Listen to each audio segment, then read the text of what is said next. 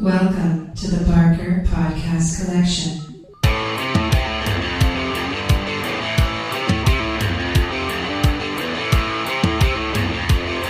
I suck, you suck, I suck at Call of Duty.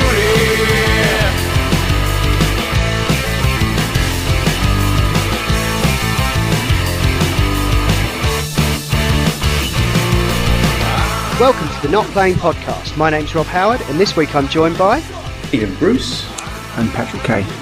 You can contact us on email at notplayingpodcast@gmail.com or follow us on Twitter at notplayingpod. I just wanted to mention the Witcher 3. I'm still playing that to death. I'm about 55 hours in, and they just dropped patch 1.07, which 5.1 gig. Yeah, it's a huge patch, and it kind of almost like is like a bullet point list of all the reservations you had with it, Ian. Although I don't know how well they address each of those. Didn't they drop another patch last week that fixed some of the problems? Well, the last one that I'd put on addressed the controls and the inventory management. Right, because I did. There was a much smaller patch recently that I installed and then played, and I could pick up herbs in how I would expect to pick up herbs fashion. Yeah, instead you didn't of having to stand on a little twig in the middle of them to get them detected. Yeah, I think what they've done is they've made it so that you don't have to be looking directly at the plant to pick it up. Yes, it's like got a wider field of view. That is, so, and that's an ongoing thing that is bugging the tits out of me, especially with some indie games where you've got like a crosshair and you've got to look at stuff to pick them up. If it's a key, I would not need my eyes to absolutely focus on that key to be able to pick it up. Yeah. If I know the key is to my left on the table, I can fumble around with my hand and pick it up. Make it longer for me to pick it up. Don't force me to get the fucking crosshair on this tiny little thing. Yeah. Jesus. Yeah, I understand why they're doing it, but I think it's time for that to stop, really. It's just crazy. Yeah, I agree. There's still a bit of fiddliness with chests that have candles on top of them. Because you have to surely that's a fire hazard, isn't it? I know, yeah. What the hell? The movement stuff. Basically, they've offered you like an alternative mode, which I think, from what I could tell, and I played it for a couple of hours on Sunday, basically reduces the inertia a bit, so it's not quite crazy. You know, you can kind of turn on a dime a bit easier. Which makes navigating some of those more sort of claustrophobic areas a little bit more enjoyable. But overall, I'm still loving the game. Oh, the inventory management. They've added a extra tab for books and stuff, and it actually fades them out if you've read them. So that's kind of handy. It just means all those usable objects, because it used to bundle all the books in with that. It means all your potions and oils and stuff is separate, so it's not quite as much of a chore to go through. It was a bit Skyrim to start with. Yeah. The Skyrim inventory was shite, unless you got the Sky UI, or what was the mod that fixed it all? Sky UI, yeah. It's almost as if they made a game that is kind of massive and unwieldy at times. And that's fine. It's going to be. Yeah, because it truly is. I mean, it just blows my mind, this game. Like the level of content and the quantity of it and the quality of it. It just doesn't stop. There's no side content in this game at all. It's all worth playing, all of it. Yeah. Even the there's no fodder or filler. No, there are like treasure hunt missions that I've been doing that I've picked up as I've gone, and they've been too high level for me, but I've gone back and I've done them, even when they're greyed out, because the stuff you get is great, like all the stuff you can make, and like even if it's like a level 11, like I got this Griffin, plans for this Griffin armour, and like you get an advanced version of it that you can use later on, so it's still worth getting. And I've been doing the monster. I did one of the monster contracts, and there's one of them you do, and he goes, "Oh, I can only pay you half now," and he's well, I'll be back in a week, and you better pay me the rest of it. And literally, the quest like reactivates a week later, and you go back, and he's still there, and you go and get the rest of your money. It's just mental. It just takes you back to that place again because there's loads more stuff around there, and like the fact that you go from these massive like you're on mountains or in woods and stuff, and then you're seamlessly in this vast city with so much going on in it. It does feel like a believable world.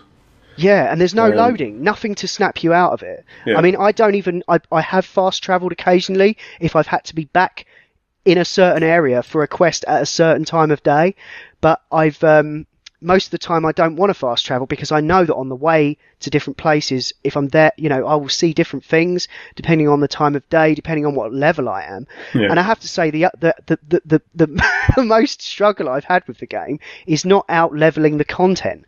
I'll still do it anyway because the loot you get can be good. I mean, you might some of the weapons you pick up might not be quite as powerful as the stuff that you've already got, but if you put the right runes in it, you know, you might find a sword that's lower power, but you can put 3 runes in it, and so that can massively. That's like giving you more options, and it might just look cool. You know, what the fuck? And cosmetic gaming is a thing. Yeah. Yeah. I found the prostitutes. That was fun. Where are your morals, man? I know. I just think they've borrowed so much off of GTA. They do moral choices that make BioWare look like you know, do you want the red pill or the blue pill? So binary, you know. And things come back to things come back to haunt you, you know, and there are real consequences to some of the things you get up to. But yeah, 55 hours in, I'm level 15 or 16, I think, and I'm just going to be playing it until the end of summer, I think. So yeah, I just thought it was worth mentioning because I am still very much enjoying it. Cool. Okay. Yeah. Oh, and I finished GTA 5. That was fun. Excellent. Cool. Yeah. So it kind of got to a point where I thought I was near the end, so I just thought, fuck it, I'm just going to finish this so I can just devote all my free time to Witcher 3. GTA Online is still available. It is, and I did actually log on Wednesday, hoping you might be online, but you weren't. So I thought, fuck it, I'll wait till you are, because I would like to do the heists, definitely. Okay, I think we're going to be on tomorrow if you're about. This is sorry, podcast listeners. It's social media. Shut up, you fuckers. Well, yeah, that's it. Okay, let's discuss offline. Yeah, indeed.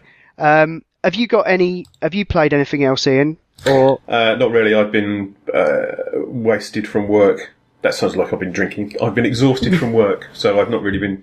I've done some GTA 5 stuff with Radders, and that. I am slightly worried that I'm never going to buy another game and just play GTA 5 for the rest of my life. Because the online stuff is just, what the fuck are we going to do today? And not in a we've done everything, we're bored, but in a, I don't know, let's drive over there and see what's there, and let's do this and do that. Yeah. It's enormous. It's absolutely. I feel like I should be paying a subscription to it for the content I'm getting regularly. It's amazing. The heists, we've nearly done all of them now. They're a challenge if you've got dicks playing with you. Do you want to do them all again? Absolutely, yeah. And by that I mean you're not a dick. But we'd have to get one other who isn't a dick. Yeah, I can't think of anyone. You said that, not me. But one of the things I do like about it is we've made friends along the way. Both of us, we've played with good people. We've done the heists. We've had comedy moments during the heists. I've fallen off buildings and that's ruined the heist. Other people we've shot each other and blown shit up accidentally, and it's just good fun. And it's probably 50% of the people that we've added as friends and will play again. So there's quite a good community there. There is a fair amount of hacking going on at the moment, which is a dreadful, shocking thing, except for the hack where people can give you tons of money. Which has honestly never happened to me, my lad. No, I made that 10 million. I made that on my own. Wow. Yeah. Yeah, well, that's all those daring heists you've been going on and stuff. Thank you, yes. My defence attorney. All those scores. They are patching the hacking, and there was certainly some time where you could be driving down the street and you get massive mountains or UFOs just arrive in the middle of the street and block you in so you can't drive anywhere, which was hilarious. No, it wasn't. So they've stopped that, but there's still a bit of hacking. It's probably 20% of the time there's hacking. But I haven't seen any hacking in the heists or missions. It's just open world stuff. So it's worth it. If you just want to chill out, it's good fun. Yeah, I think I can see myself coming back to it because I did kind of binge it for the last sort of couple of weeks trying to finish it off.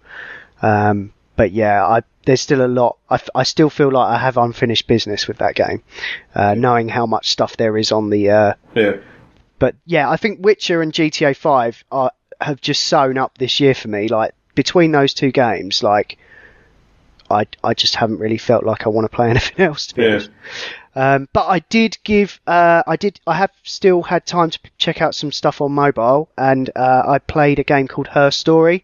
Just thought I'd mention this quickly. It's available on Steam and it's on iOS, and it's basically it's like a FMV detective game. Basically, you've got the conceit is that the police have databased they've digitised all their video interviews of this cold case that took place in the 90s, and I think it's 80s or 90s, and it's this one woman literally just talking to camera, and the first there's like a search box, and you type in search terms and it brings up the video with those terms mentioned in them. So and they can be from different times, and you can tag the videos as you go. So do you mean like you'd pick up like something she says in the dialogue and then you'd search that word and then you'd find more stuff?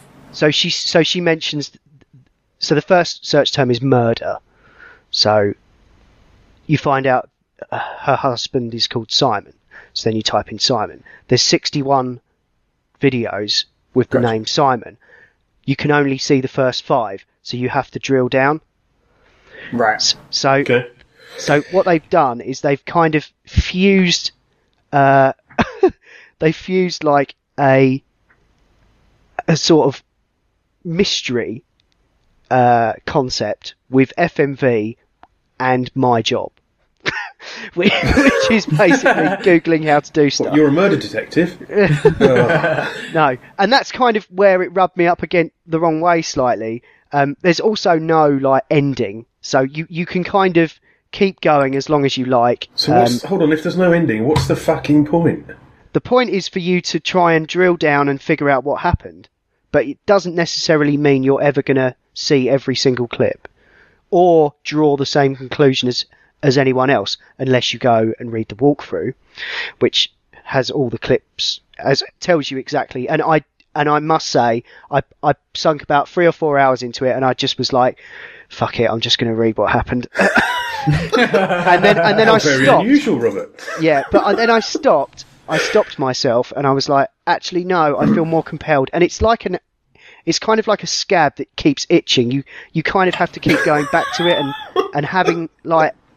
And delving into some other element of it, because I had a hunch of what was going on in the story, and it turned out that wasn't the case once I dug a little bit further. And it's just, I guess it's an interesting experiment in non-linear narrative, and it's not very expensive, so it's worth a look. Some people have mentioned that podcast Serial in the same breath as this, in that it kind of appeals to that sort of investigative characteristic some people might have, people who want to get to the bottom of it. I guess people who like enjoy reading detective novels, perhaps. That's never really been my thing, so I got a limited amount of fun out of it, but it's certainly interesting, and it's been a big deal, and it's done very well for the guy who made it. So well, and it's good very for him. Yeah, and the acting, the actress who plays the character in it is very good, and yeah, it's just cool. And I tell you what, I think it might be fun if it was like maybe for a couple just watching it together, maybe like trying to figure stuff out together. I found it a little bit frustrating on my own, but I do quite enjoy watching like Inspector Morse, like with someone else and trying to guess stuff. So it might work like as a kind of 2-player experience, although it's not a 2-player game. Yeah. But it's that kind of digital artifact that sort of, it's just a curiosity that's worth exploring if you fancy something a bit different, I guess. Okay. So, cool. Yeah, just thought I'd mention that. This has been the Not Playing Podcast in partnership with notlistening.co.uk. You can contact us on email at notplayingpodcast@gmail.com. Follow us on Twitter at notplayingpod. You can find the show notes for this show at notlistening.co.uk. And if you're listening to us on iTunes, then please do give us a review. Music by Miracle of Sound, and that's all for now. Thanks for listening. See ya!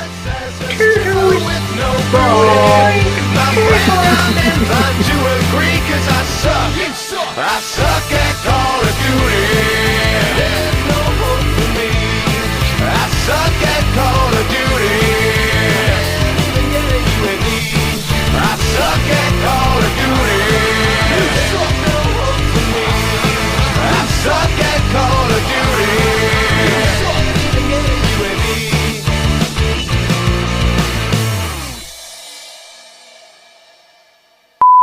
I've caught up with Wayward Pines. Are you still watching Wayward Pines? I am. I need to start watching that. It's fucking batshit insane. What the fuck is it all about? I thought at the end of the first one, I thought, well, this is going to be a bit weird. Yeah. But then the end of the fourth one, oh, that's how far weird can go. Okay, fair enough. Jesus, I'm enjoying it. I enjoy the arc of it and how mad it is. But I am finding it a little bit like, I can do something else while I'm watching this sort of thing. Because it is just a lot of people talking to each other most of the time. Yeah, there's a danger it could become like Under the Dome, which was like this amazing premise of this dome appearing in a town trapped inside. What are they going to do?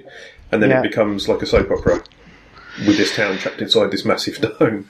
Yeah, I think it's the last one next week. Right. Okay. And then I'm going to check out Mr. Robot that Pat texted me about. Yeah, I fell asleep watching most of that today. I'm off this week. Oh, did you? And our couch is way too comfortable.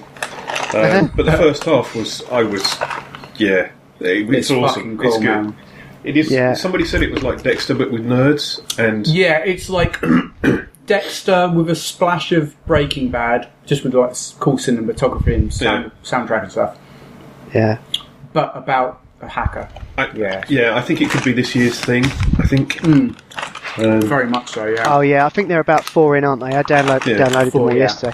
And I saw Ant-Man last night, which I thought was very good. Oh, yeah. Okay. We've got to go and see that. Got some brilliant effects when they shrink him down and stuff. And it's not just about making things small, actually.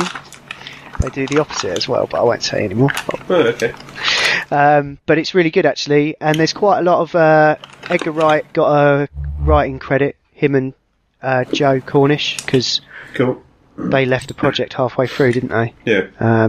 Differences with Marvel. Marvel definitely had to fit within their machine, though. Like, in terms of who else might be in it and stuff, but I won't say who. Say whatever you like, I'm not going to bloody watch it. So. I thought it was really good. Michael Douglas was good. Yeah. That's not something you say very often these days. Well, no, he was good in the Liberace thing as well, wasn't he? He was phenomenal in that. Brilliant. Yeah. No, I think I might watch that. I can totally deal with those films when they don't take themselves seriously. If you watch Ant-Man, it's going to give you 1 million more game ideas, Pat. Okay, cool. Yeah. Sweet fucking Jesus. It would be great if there were links to non-IGN sites so we don't have to sit through fucking adverts for PS4s before every video. Jesus. We are not sponsored by IGN, and I will fucking remove my testicles if that ever happens. Fuck me. Sorry, I'll try and find the Blues News story instead next time. At least it's direct to the fucking video and not about paying people money who've already got too much money. I didn't get a big advert. I just scrolled down and then I didn't see it anymore. Right. Okay, so there's the in-page advert, which is a big thing. When you click the videos, you get adverts for PS4 before the videos. just post the fucking YouTube link where probably you can skip after 5 seconds. Fuck. We don't get. Well- There's no kudos for us linking to these fucking sites. No, I know. It's just where I find it. That's where I hear about it first. So I use that link. Damn it! Sorry. I'll try to avoid them in future. That's all right. You carry on with your little lazy clickings. That's fine. Okay. Okay. That's Sorry, definitely I've been a cut well and there. truly told.